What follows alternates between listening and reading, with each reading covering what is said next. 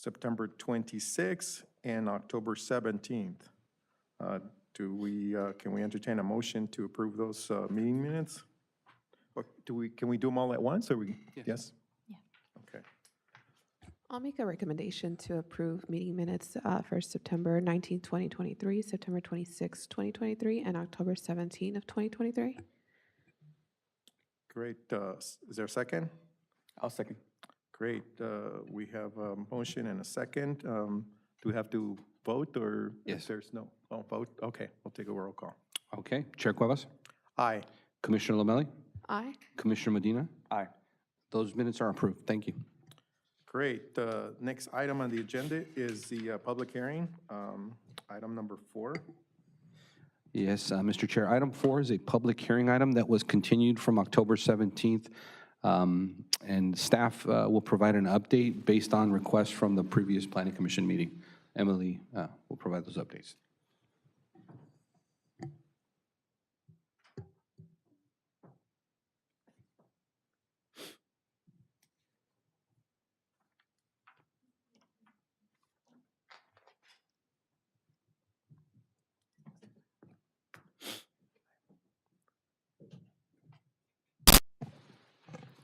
Okay, so good evening, Chair and members of the Planning Commission. So during the October 17th Planning Commission meeting, a zone variance request to allow a pylon sign for the Holy Cross Armenian Church was brought before you for your consideration. Per the Commission's request, staff is here to address the questions raised during the last Planning Commission meeting. So one of the questions raised was the concern for the amount of illumination in a residentially zoned property. The Planning Commission was provided additional details that illustrate the proposed sign at night. The photo on the left illustrates the sign that will automatically dim to 15% brightness in the evening. Another question raised was regarding the distance of where the sign is measured from. So according to section 17.70.100 of the Montebello Municipal Code, the requirement of the title relating to structure height for any use for which a conditional permit is required shall be observed except where the Commission or the Council finds that specific alterations or exemptions are reasonable and are required to be made. So the pylon sign at grade from the parking lot shown on the right will be 10 feet in height. The property does sit 6 feet and 6 inches higher from the sidewalk.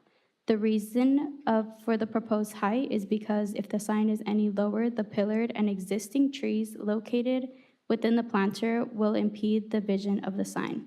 The applicant also wanted to make it clear that the parking lot lights are on all night. So as requested, the conditions of the church entitlement were given to the commissioners before this meeting. Yet staff researched the request for existing pylon sign entitlements. However, some of the entitlements are not readily available and or off-site. Nonetheless, the staff did conduct a windshield survey of sites that currently have illuminated signs and have similar zoning designations. So the slide before you illustrates the signs that were located by staff. So for additional reference, staff did conduct a site visit on November 6th and took the following photos from the site and different angles to provide different views of the project. And then lastly, staff was asked, well, this is additional pictures as well, but then staff was also asked how many public hearing notices were sent out, and within the 300-foot radius, 49 mailers were sent out to the surrounding property owners. So this concludes my presentation, and I'm here for any additional questions. Thank you. Are there any questions for staff? No? Thank you. Thank you. Can we open up a public hearing in case the applicant wishes to address the commission, if present?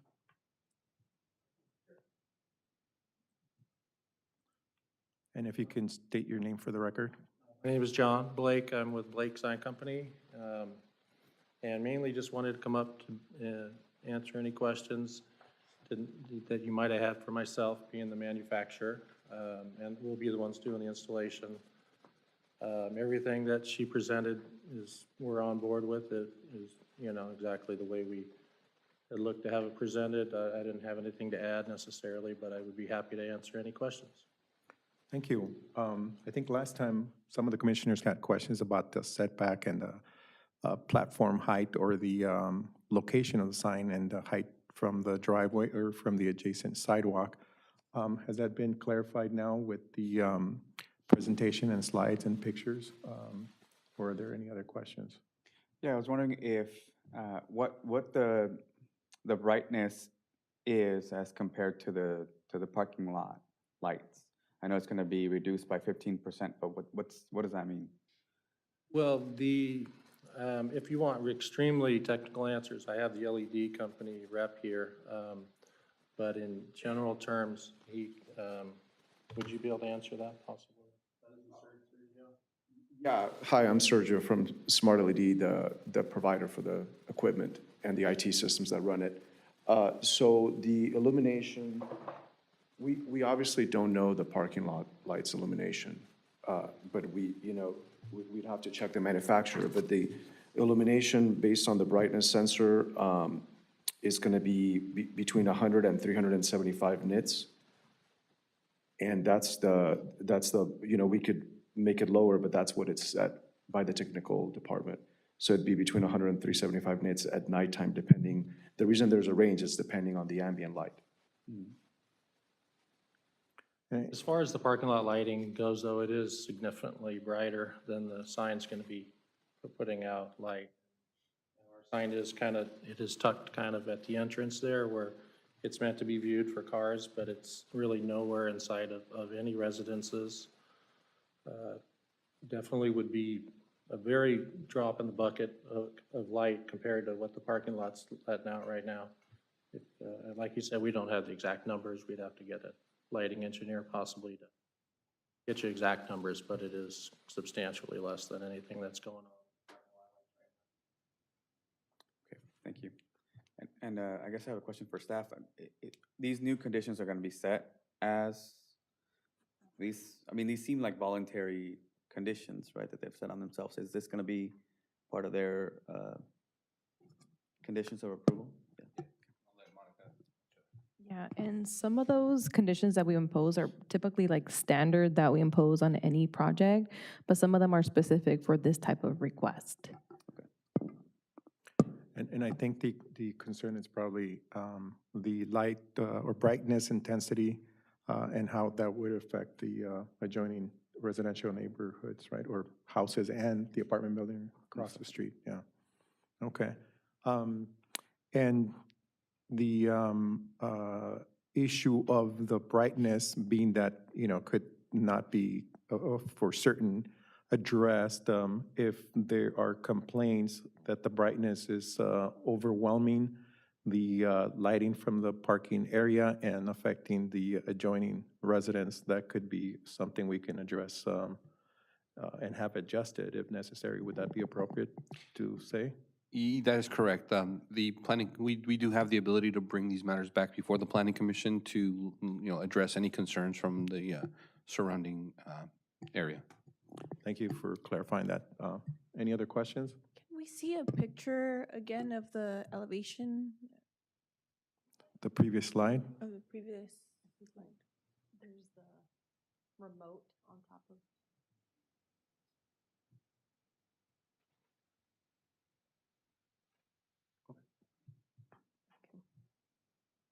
Okay, so it's on both sides. And just in proportion, it doesn't seem like it would overwhelm the lights from the, well, I see like a really bright light in the background that I just don't see the possibility of the brightness overwhelming multiple of those similar type lights, right? Correct. Was that the Yes. something you want Yeah, to that's- see? Okay. That's good. why I had that curiosity. Yeah, good thinking, yeah. Mhm. Okay. All right, seems that most of the questions have been addressed, unless there's others? No? All right, thank you for your time. Okay, we'll close the public hearing and bring this back to the Planning Commission or commissioners. Any comments, any questions? If not, maybe we can entertain a motion. I'll proceed with requesting a approval of a motion for case number PC 2023 0013 CV with recommendations 1 and 2. I'll second that. Can we get the roll call? Yes, Chair, and just let the record reflect that Commissioner Morales did join the commission prior to the discussion of this item, so I will go ahead and take roll call. Chair Cuevas, Aye. Commissioner Lomelli, Aye. Commissioner Medina, Aye. Commissioner Morales. Aye. That item is approved. Thank you. Thank you. And thank you for your patience. There were questions that the commissioners wanted to kind of further evaluate and review, and thank you for bringing it back to the commission. Thank you. All right, moving on to the next item. Yes, Chair. And Commissioners, item 5 is a public hearing item, and it relates to a proposed site plan review that would allow the construction of 3 residential dwelling units, as well as 2 accessory dwelling units for the property located at 141 South Spruce Street. And I believe Emily Fernandez will also be providing a presentation on this item. Thank you.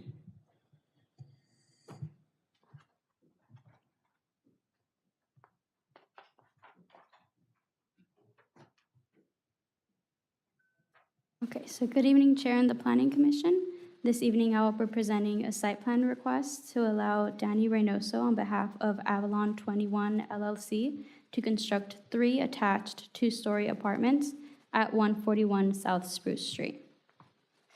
So the entitlements associated with this project include the approval of a site plan review with conditions to allow the demolition of an existing single-family residence and construction of 3 units in the R3 multifamily zone located at 141 South Spruce Street.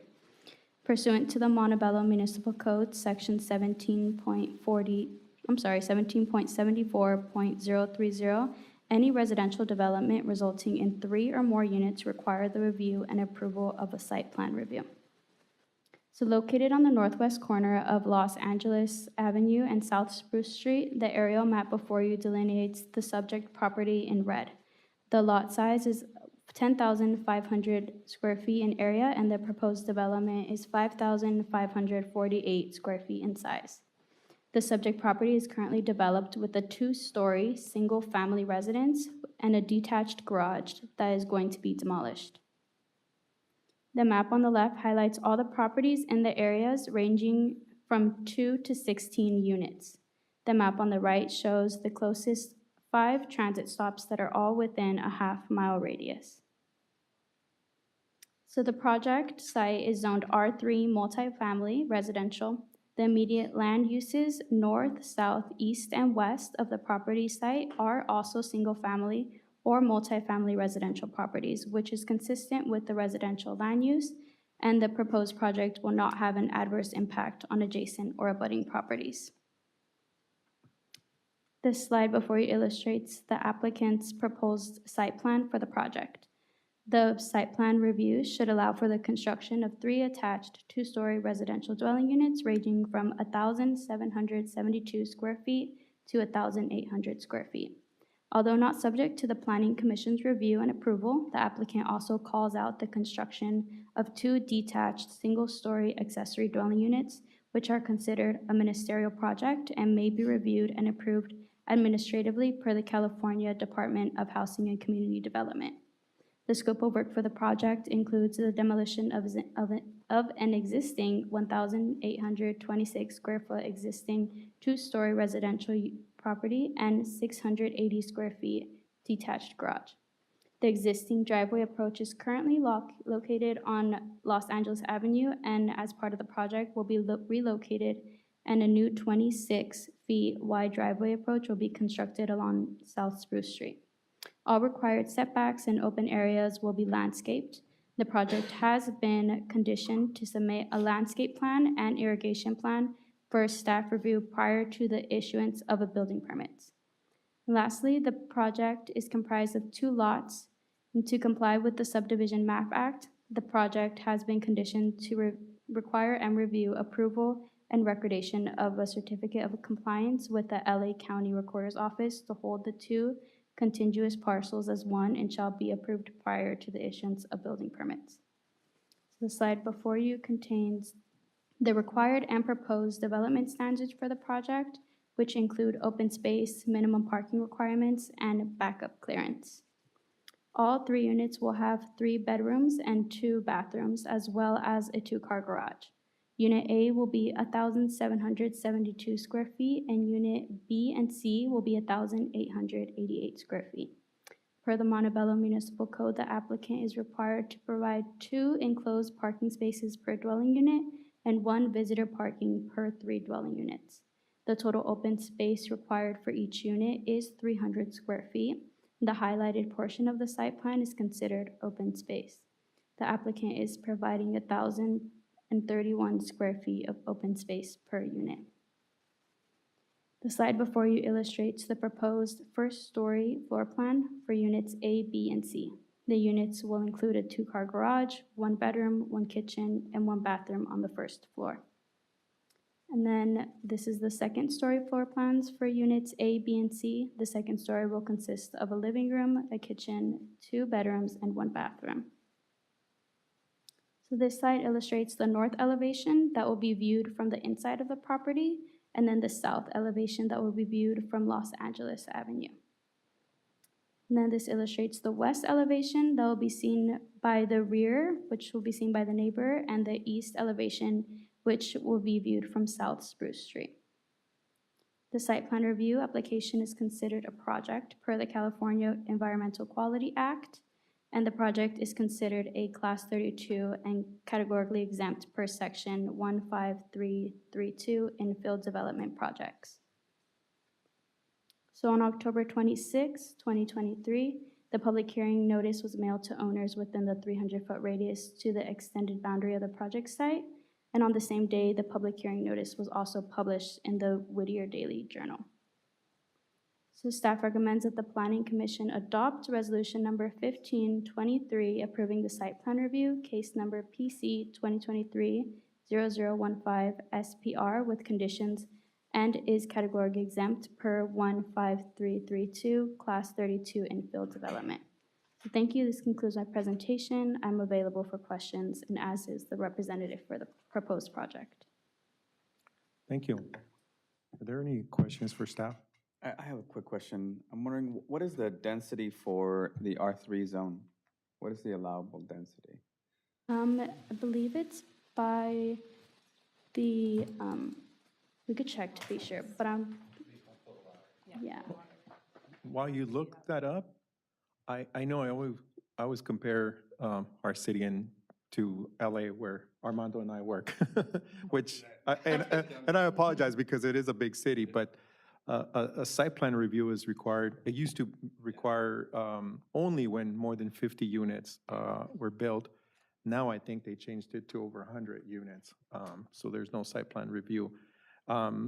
What are the comparables to our city from the adjoining cities? Because it seems like this process, for 5 units or more, is it, or 3 units? I thought I heard It's actually 3 but units. 3 yeah. units? Yeah, it's 3 It units seems or to more. be quite a requirement there for a small number of units. And, just compared to LA, but Yes. what does it look like to the Yes. surrounding Um, cities? We are going to make that comparison. We do plan on a comprehensive zoning code update in 2024. We want to get through the general plan update, as well as our, the specific plan we're working on, but then we plan to update our zoning code and look at site plan review and thresholds, because we believe that we can increase that for sure. Yeah. Okay, all right, just And then- wondering. So you're going to do that study and then kind of bring Yes, it back to us? yes. Okay, all right, thank you. And then just to answer the commissioner's question, it's 1 dwelling unit per 3,000 square feet of lot area, 1 unit per for every 3,000. 3,000 square feet. So, So let me do the math real quick. almost 3 units, right? Because it's 10,000? 10,500. 3 units, okay. But the ADU is actually, you were obligated to accept those without the State law, that's not included in your. Your density. density calculation? Okay. Does that answer your question? Yeah, that's quite, yeah, it does. Any other questions for staff? Yeah, I have a quick question. I'm wondering what our authority as a body is in,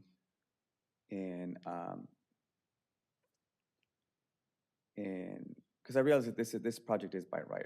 It's, the only reason it's here is as a site plan review because of the 3 units. But I'm wondering what authority this body has in, say, in making the requirements for, say, the open space a little bit more stringent, or the guest parking more stringent.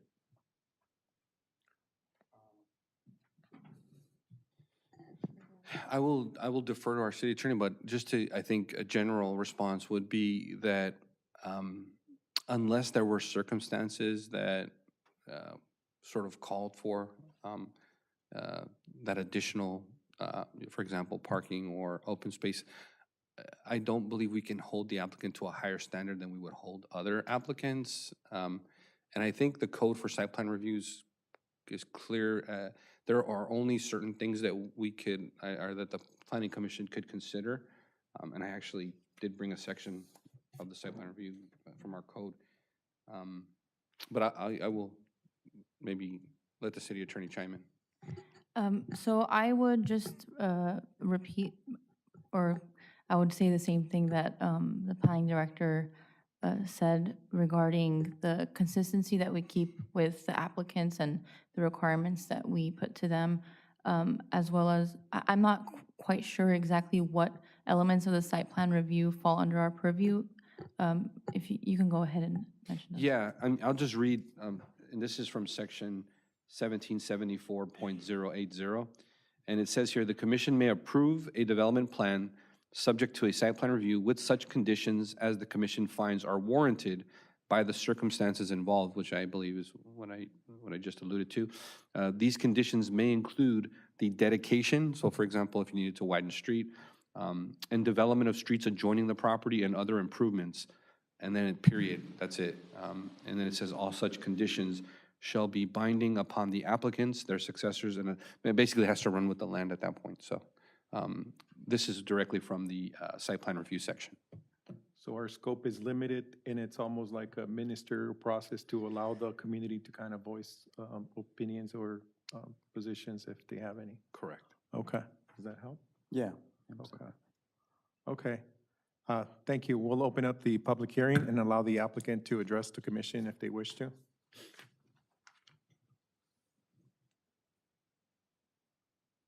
And if you can state your name for the record, please. Hi, good evening. My name is Danny Reynoso. I prepared the plans that you saw in front of you.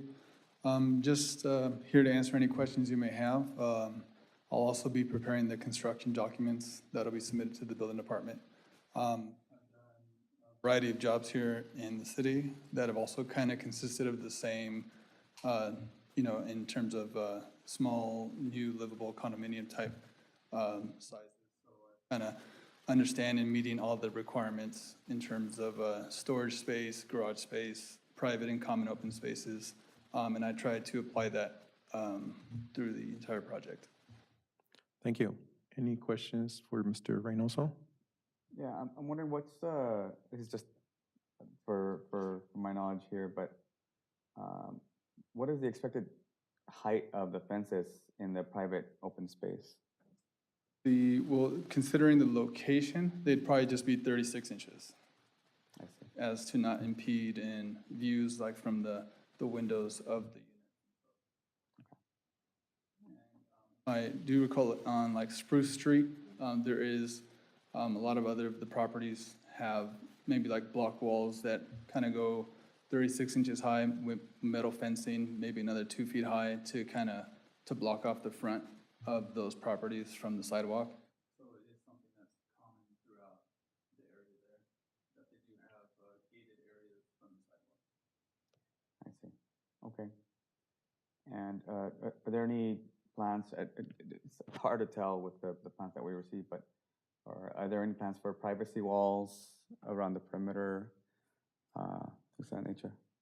Along probably the rear and probably the driveway wall, they will be doing block wall, to kind of separate, just to make it, new development, make it look nice and clean for the community, yes. I also noticed that this property has a lot of mature trees. It's got maybe 1, 2, 3 pretty mature trees. There's also a street tree right where I would imagine you're gonna put in the driveway. I realize that you maybe haven't submitted a landscape plan, but is there any plan to replace the trees that are removed, at least in the right of way?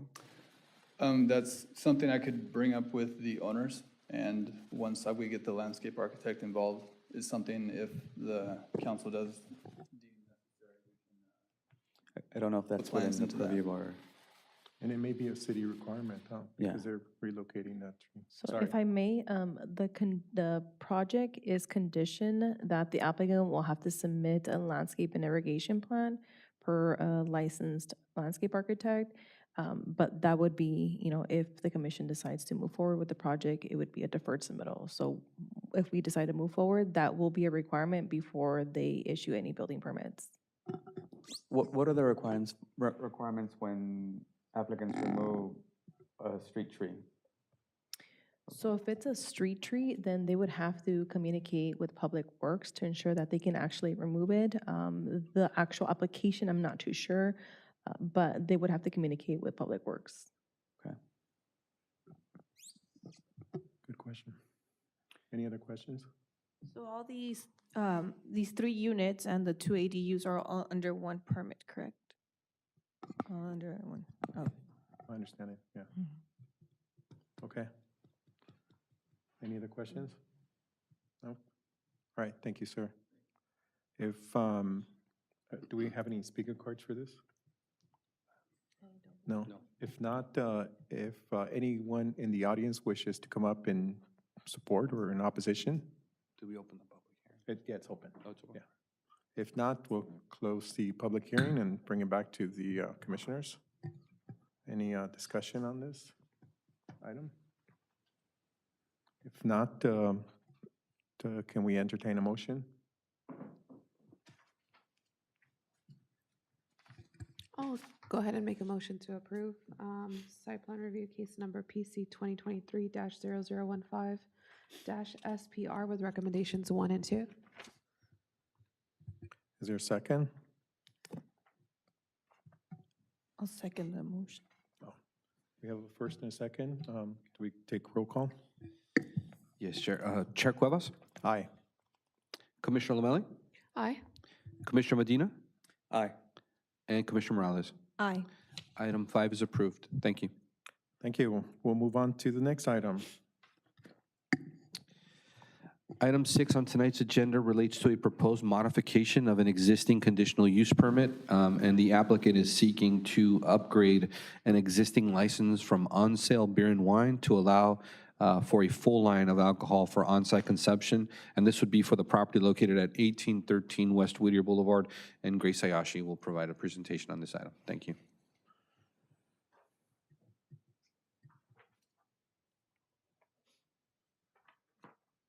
Good evening, Chair, members of the Planning Commission, and the public. The item before you is a request to allow for a modification to an existing conditional use permit, 1403, to upgrade ABC licensing from Type 41 to Type 47 at Mr. Tempo Cantina, located at 1813 West Whittier Boulevard. The project site is located on a commercial lot located on the southeast corner of West Whittier Boulevard and South 19th Street, within the C2 General Commercial Zone. The restaurant will be located within an existing commercial building with a total lot area of approximately 16,490 square feet, and the building is approximately 3,280 square feet. The project site is located in the C2 Zone General Commercial, surrounded by other commercially zoned properties to the north, east, and west, and then residentially zoned properties to the south. The immediate surrounding land uses are general commercial, which is consistent with the commercial designated land use and will not have an adverse impact on adjacent or abutting properties. The recommended conditions and mitigation measures in the existing CUP will carry over to the new restaurant to ensure that any potential impact on the surrounding residential areas is limited.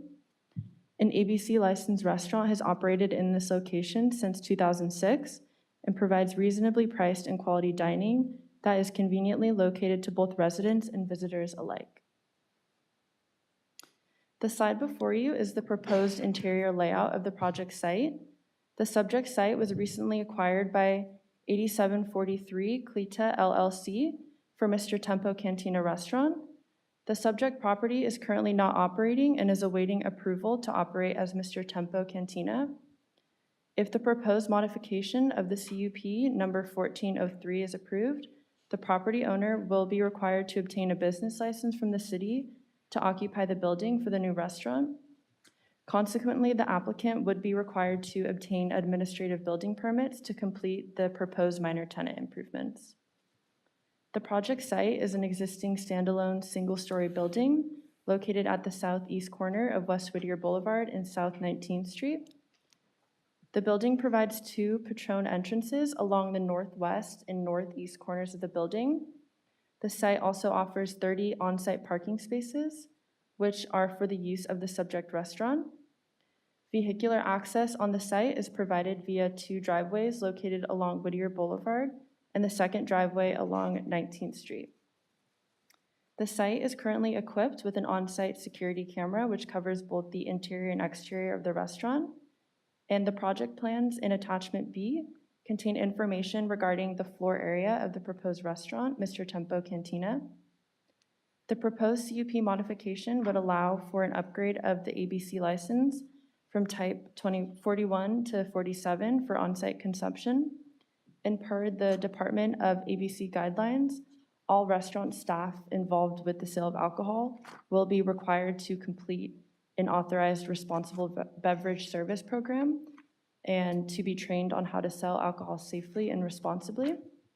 And a condition of approval has been included for the project to this effect.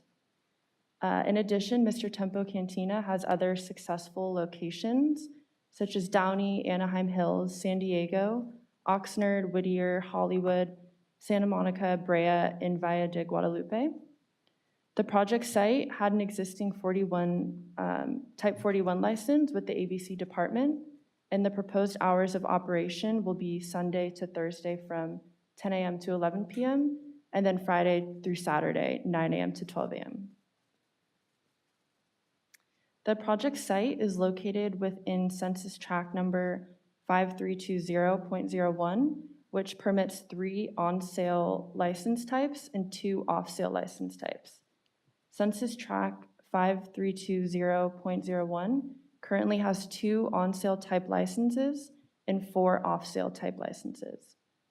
If this upgrade were to be approved, the Type 47 would replace the Type 41, so there would be no additional license to the census tract. The project site is currently not in operation until the applicant, Mr. Tempo, receives approval for the Type 41 ABC license upgrade to a Type 47. The ABC license for this project site is still currently active until January of 2024, so it will be transferred to Mr. Tempo. The applicant's prepared to transfer the previous owner's Type 41 license in case the request to this upgrade was denied. And if the CUP is approved for the full line, the pending Type 47 will then be activated for Mr. Tempo. The applicant believes that the license will serve the public convenience or necessity, as the addition of full-line sales will further differentiate the restaurant from others in the area, filling a niche for those looking for a quality dining experience with alcoholic beverage options, resulting to an increase in direct sales and attracting more customers to the subject restaurant, boosting growth for surrounding businesses as well. The applicant's goals are to maintain a clean, attractive, and welcoming environment. The applicant believes that offering a full line will enhance the customer's dining experience, but their primary focus is on providing high-quality food and excellent service. The proposed project is considered a project per the California Environmental Quality Act. The project is considered categorically exempt from CEQA per Class 1 of Section 15301 related to existing facilities. On October 6, 2023, the public hearing notice was mailed to the owners within the 300-foot radius from the exterior boundaries of the subject property, and on that same day, the public hearing notice was published in the Daily Journal, the Whittier Daily News. And based on staff's presentation and staff report, staff recommends that the Planning Commission adopt Resolution Number 1823, approving the conditional use permit with conditions to allow the modification to CUP number 14-03 to upgrade the ABC licensing from type 41 to type 47 and adopt NOE under CEQA 15301 existing facilities. Thank you. This concludes my presentation. Both myself and the applicant are available for questions. Thank you. Are there any questions for staff? I have a question. Were any of the neighbors in any, or, the residents around the restaurant, did any of them maybe have concerns or complaints, or in respect to being a cantina or, a restaurant that's going to be selling alcohol, More than just more beer. than just, Beer. Fine. We didn't receive anything, any comments or concerns. All right, thank you. Okay, if there's no additional questions, we'll open it up for a public hearing and allow the applicant or the applicant's rep to come up and address the commission. Thank you. If you can state your name for the record, sir. Brett Engstrom, here on behalf of the applicant. Good evening, Commissioners. I'm here on behalf of the applicant, CH Montebello. We have a pending request for a seat. Is it a little bit loud? I'm sorry, folks. Pending conditional use permit modification to allow the sale of a full line of alcohol for on-site consumption at the existing restaurant. In 2006, the site was approved for the sale of beer and wine for on-site consumption by an ABC Type 41 license. The applicant is now requesting an upgrade of ABC licensing to a Type 47. The restaurant's located at 1813 Whittier Boulevard, southeast corner of the intersection with 19th Street, and located in the C2 General Commercial Zone, where the restaurant is a use by right. The restaurant will occupy the entire building on the property and offer 95 interior seats. We do not propose outside seating, which may help with your concerns for the neighbors behind. Proposed hours of operation, Sunday through Thursday, 10 a.m. to 11 p.m., Friday, Saturday, 9 a.m. to 12 a.m. No entertainment or dancing is proposed. The restaurant will employ up to 75 people. Restaurant has installed a monitored alarm system and has a full security camera system, including interior and exterior cameras. The restaurant will operate with an ABC Type 47 license, which allows the sale of a full line of alcohol for on-site consumption in conjunction with a bona fide eating establishment. This license type requires there be an on-site kitchen and that a menu of food items be available at all hours of operation. The license also requires that less than 50% of gross receipts be dedicated to the sale of alcohol.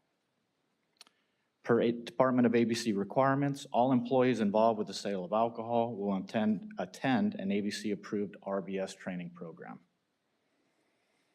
Ultimately, the sale of alcohol will be ancillary to the main function of the business, which is food preparation and meal service.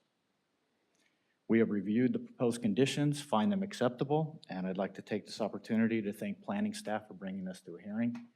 With that, I'd like to open up to any questions. Thank you. Are there any questions? Nope. Okay. Well, I have a question Yes, because sir. You're representing a applicant who's got some successful businesses Correct. in the area and even in the Baja Peninsula, which is part of another country. And when it comes to, because I know that, people fear that when you elevate the type of license from beer and wine sale only to hard liquor, they think in terms of a bar, but this is intended to be a full, scale restaurant and not, like a area where people want to hang out. People there go there to eat or are intended to go there and eat and consume food and not just drink. Would that be the assessment that I'm kind of gathering that will be the case here? Yeah, the applicant has had possession of the building for a short time now and revamped the interior. Really spent a lot of money updating the kitchen and preparing for food service, which will be the main function. Our ABC license requires we have a menu of food items available at all times. To be honest, 15 years ago, the ABC kind of dropped the ball with restaurant operations. There were some that didn't have kitchens, that weren't offering menu items. The ABC is very stringent on enforcing this aspect of a Type 47 license. We will readily comply with a full kitchen, a full menu of food items available at all hours of operation. Thank you. Any other questions? There's no live music, right, at this? No entertainment or dancing is proposed, Okay. sorry. Thank you. Okay, if, well, members of the public, if there's anyone that wishes to speak in support or in opposition, please come up. I don't see any speaker cards, right? No? Okay, well, we'll close the public hearing and bring it back to the commission. Commissioners, any comments, any discussion? I just have a comment given previous liquor license, either updates or approvals for the most recent, that they run with the applicant instead of with the location itself. Is that something that is included for this, or is this something that needs to be recommended by the planning commission? No, I can answer that. The liquor license will run with the applicant. So in essence, they will control the license, not the property owner. Okay, perfect, thank you. Thank you. Any other questions? If not, can we entertain a motion? I'll go ahead and motion to approve the modification of the conditional use permit, CUP number 14-03, case number PC 2023-009-CUP-M1, to upgrade the department's alcohol beverage control license from type 41 to type 47. Thank you. There's a motion. Is there a second? I motion second. And a second. Can we get a roll call? Yes, Chair. Chair Cuevas? Aye. Commissioner Lomelli? Aye. Commissioner Medina? Aye. Commissioner Morales? Aye. Item 6 is approved. Thank you. Congratulations. I actually drove by the building today and I saw the upgrades made to the building, so it's looking good. Thank you. A lot of good things happen. Okay, moving right along to Planning Commission orals. No? No orals? My apologies for a late arrival. We are in the end of the semester at East Los Angeles College, so it was presentations. Problem, understood. Okay. I guess the next item is adjournment. This session is adjourned. Thank you, everyone. Thank you. Thank you. Thank you.